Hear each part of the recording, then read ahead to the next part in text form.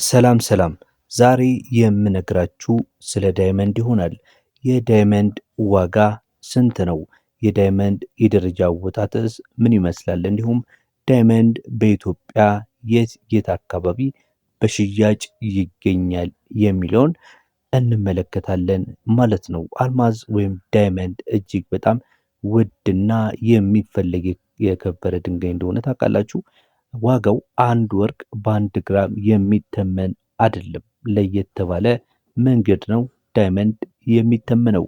እንዴት ይተመናል? ምን አይነት መንገዶችን ያልፋል? የሚለውን እንዲሁም ደግሞ በአዲስ አበባ በተለይ የት ቦታ ሽያጭ ላይ ይውላል የሚለውን የዳይመንድን ዋጋና የሽያጭ ቦታ የምንመለከት ይሆናል በዚህ ቪዲዮ ላይ። ታዲያ ለዚህ ዩቲዩብ ቻናል አዲስ ከሆናችሁ ቻናሉን ሰብስክራይብ በማድረግ እንዲሁም ላይክ እና ሼር በማድረግ አብራችሁን ቆዩ እያለን ቀጥታ ወደ ያዝንላችሁ መረጃ እንሄዳለን። እንግዲህ የምንጀምረው ከደረጃ አወጣጥ እንዲሁም ከአልማዝ ዋጋ ይሆናል።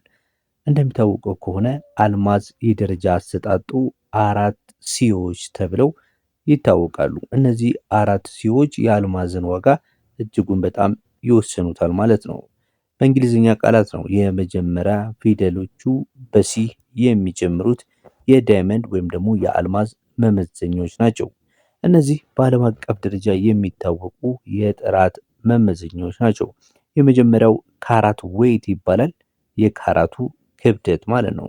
እንግዲህ ይሄ የሚገልጸው የአልማዙን ወይም ደግሞ የዳይመንዱን ክብደት የሚገልጸው አንድ ካራት 200 ሚሊ ግራም ወይም ደግሞ 0.2 ግራም እኩል ነው። የዋጋው ውሳኔው ምንድን ነው ካላችሁኝ፣ ትላልቅ የሆኑ አልማዞች እንደሚታወቀው ብርቅ ናቸው። ዋጋቸውም በካራት ክብደት ወይም ደግሞ በጂኦሜትሪክ መልክ በእጥፍና ከዛ በላይም እንዲሁ ከፍ ይላል።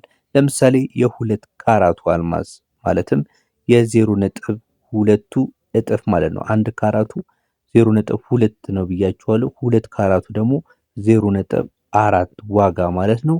ከአንድ ካራት አልማዝ ጋር ድምሩ ከፍ ሊል ይችላል ማለት ነው። በምኑ? በክብደቱ ማለት ነው።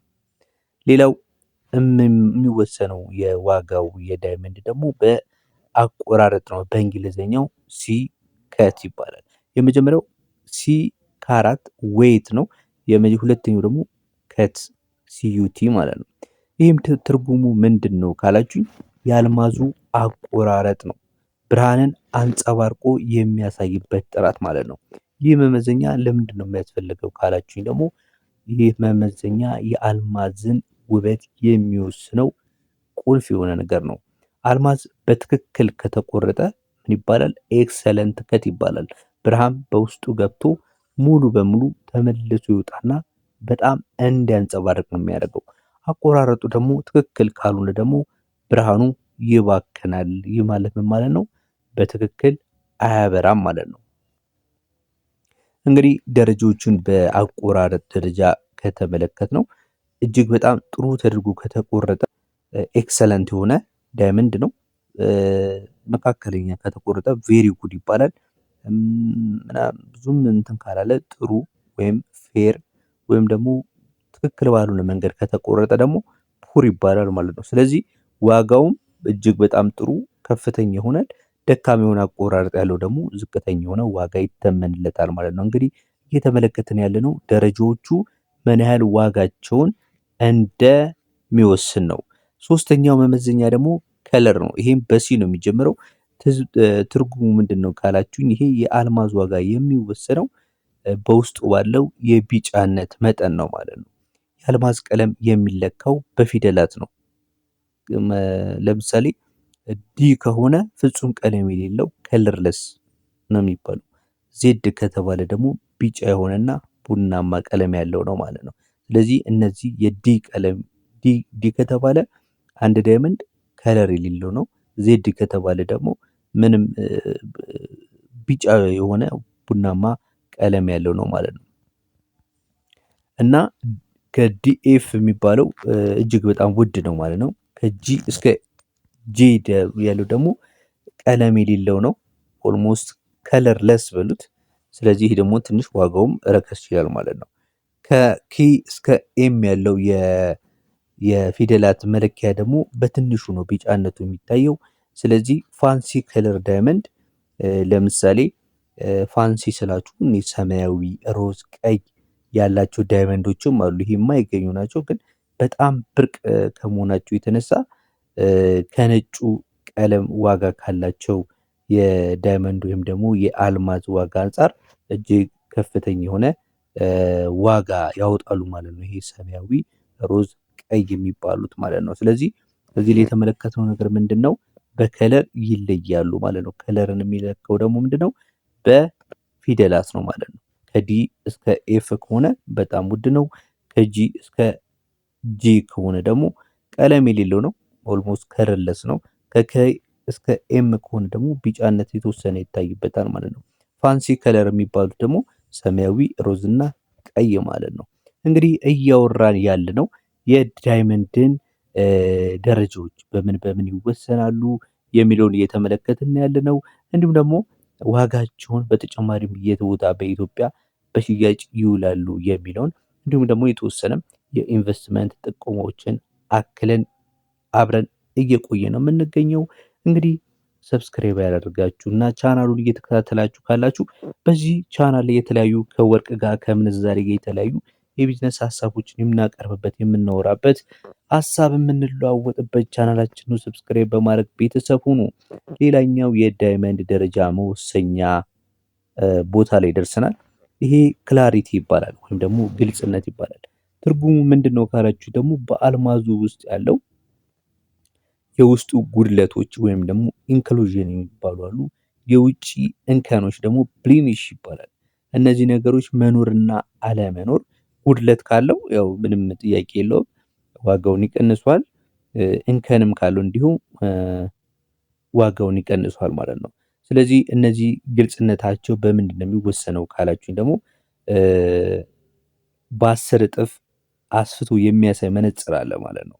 እነዚህን ዳይመንድ እና አልማዞች በዛ ታይተው ግልጽነት አላቸው የላቸውም የሚለውን በዛ መወሰን ይቻላል ማለት ነው። ምንም ጉድለት የሌለበት እጅግ ውድ የሚባለው ፍሎውለስ ይባላል ወይም ደግሞ ኢንተርናሊ ፍሎውለስ ይባላል። ቬሪ ስላይትሊ ኢንክሉድድ ከሆነ ደግሞ ትንንሽ የሆኑ ጥቃቅን ጉድለቶች አሉት ማለት ነው። ቬሪ ስላይትሊ ኢንክሉድድ ቱ የሚባልም አለ። እነዚህም በቀላሉ የሚታይ ጉድለቶች ያሉበት ደግሞ ስላይትሊ ኢንክሉድድ ይባላል። እሱ ኤስ አይ ስላይትሊ ነው። ስላይትሊ ዋን ስላይትሊ ቱ እያለ ያለ አይን የማይታዩ ጉድለቶች ካሉባቸው ደግሞ ዋጋው እጅግ በጣም ዝቅተኛ ይሆናል ማለት ነው። ኢንክሉድድ ዋን፣ ኢንክሉድድ ቱ፣ ኢንክሉድድ ስሪ ተብሎ በዛም ይወሰናል ማለት ነው። አሁን ቀጥታ የምንሄደው በኢትዮጵያ የአልማዝ ሽያጭ ወይም የዳይመንድ ሽያጭ ገበያ ምን ይመስላል የሚለውን እንመለከታለን ማለት ነው። እንግዲህ እንደ ደቡብ አፍሪካ፣ ቦትስዋና ያለው ሀገራት ማለት በአፍሪካ በጣም በከፍተኛ ደረጃ የአልማዝን ማዕድን የሚያመርቱ ሀገሮች ናቸውና ኢትዮጵያ እንደሚታወቀው ምንም አይነት ከአልማዝ ጋር የተያያዘ የማዕድን ድርሻ ወይም ደግሞ ተሳትፎ የላትም። የማለምን ማለት ነው ካላችሁ ለዓለም ገበያ የምታቀርበው አልማዝ የላትም። ስለዚህ ኢትዮጵያ የሚሸጡት አብዛኞቹ አልማዞች ከውጭ የሚገቡ ወይም ደግሞ ኢምፖርት የሚደረጉ ናቸው ማለት ነው። ስለዚህ አሁን ቦታዎቹ ነው የምንመለከተው። ዘመናዊ የሆኑ የጌጣጌጥ መሸጫዎች ላይ ይገኛሉ ማለት ነው። በአዲስ አበባ አካባቢ በትልልቅ የገበያ ማዕከል ለምሳሌ እንደ ደንበል ሲቲ፣ ዞሳከል የመሳሰሉ ቦታዎች ላይ ይገኛሉ ማለት ነው። ነገር ግን አንድ ማሳሰቢያ ያለው ነገር እነዚህ ሱቆች ላይ በምንገዛበት ሰዓት አልማዙን በጥንቃቄ መመርመር እንዲሁም ደግሞ ሱቆቹንም ካገኘን በኋላ የላብራቶሪ ምስክር ወረቀት እንዳላቸውና እንደሌላቸው መጠየቅ። በተጨማሪም ቅድም የነገርኳችሁን አራቱን ሲዎች መሰረት ያደረጉ መሆናቸውን ማወቅ እጅግ በጣም አስፈላጊ ነው። ሌሎች የሚገኙበት ቦታ ደግሞ ታዋቂ ወርቅ ቤቶች አሉ። እዛም አካባቢ ትልልቅ ወርቅ ቤቶች በጎን ላይ የአልማዝ ሽያጮችን ያደርጋሉ። የአልማዝን አጣምረው የያዙ ጌጣጌጦችን ያቀርባሉ ማለት ነው። እንግዲህ የአልማዝ ሽያጭ ልዩ ሙያ ይፈልጋል። ምስክር ወረቀትም የሚጠይቅ ነው። ዋጋውም እንዲሁ በቀላሉ የሚሸጥ አይደለም። ስለዚህ አንዱ ካራት ያልኳችሁ ቢያንስ ከ100,000 በላይ ነው። ከ105 እና ከ106,000 በላይ ነው በአንዱ በ0.2 ካራት የሚሸጠው ማለት ነው። ስለዚህ ከፍተኛ የሆነ ምን ይፈልጋል ማለት ነው፣ ጥንቃቄ ይፈልጋል ሲገዛ ማለት ነው። ከስተም ኦርደሩ የንግዱ ተቋማት የተለየ የሆነ ሰርቲፊኬት አላቸው ወይ የሚለውን ነገር ማረጋገጥ ያስፈልጋል ማለት ነው። የሱቅ የአልማዝ ኤክስፐርትም የሆነ ሰው አብሮ መኖሩን ማረጋገጥ ያስፈልጋል። የሚያመጡ ሰዎችም የግል ነጋዴዎች ከሆኑ ከስተም ኦርደር እንዳላቸውና እንደሌላቸው ማወቅ ያስፈልጋል ማለት ነው። ምክንያቱም ከስተም ኦርደር ከሌላቸው ማስመጣት ስለማይቻል ማለት ነው። ለየት ያለ ጥራት ያለው አልማዝን ለሚፈልጉ ሰዎች በተለይ ይሄ ተመራጭ የሆነ ሀሳብ ነው ማለት ነው። ወደ ሌላው ወሳኝ ነጥብ ስንሄድ ደግሞ የማዕድን አቅርቦት በኢትዮጵያ በብዛት በኢንዱስትሪ ደረጃ የሚመረት ትልቅ ማዕድን የለም በአሁኑ ሰዓት ማለት ነው። ነገር ግን ትኩረት እየተደረገ ያለው በወርቅ ላይ ቢሆንም እንደ ኢንቨስትመንት ካሰብነው በብሔራዊ ባንክም እንደዚሁ በቀላሉ እንደ ወርቅ የሚገዛ የሚሸጥ አይደለም። አልማዝ በዋናነት እንደምታውቁት ከሆነ ትልቅ የሆነ ኢንቨስትመንት ነው። ምንም ዋጋው እለት እለት የሚጨምር ከወርቅ በላይ ማለት ነው።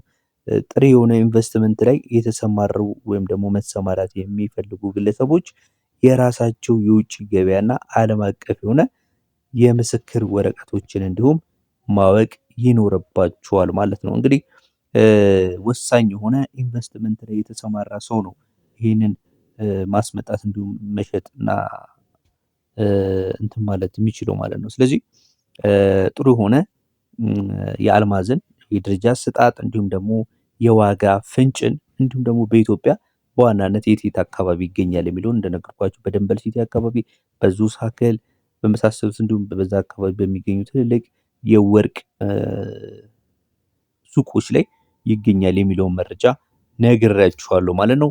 ለሌሎች የወርቅ ዕለታዊ መረጃዎች እንዲሁም ደግሞ ሌሎች የቢዝነስ ሀሳቦች ቻናላችንን በመግባት የተለያዩ መረጃዎች እንድታገኙ እንጋብዛለን። ለዛሬ ያዝንላችሁ ይህንን ይመስል ነበር። ሰብስክራይብ እያደረጋችሁ የምታበረታቱን እጅግ በጣም እናመሰግናለን። ሀሳብ አስተያየታችሁን ጻፉልን። በቻልነው መጠን እየመለስን መረጃንም በዛ ዙሪያ እየሰራን አብረን እንቆያለን። ስለነበረን ጊዜ አሁን እናመሰግናለን። መልካም ጊዜ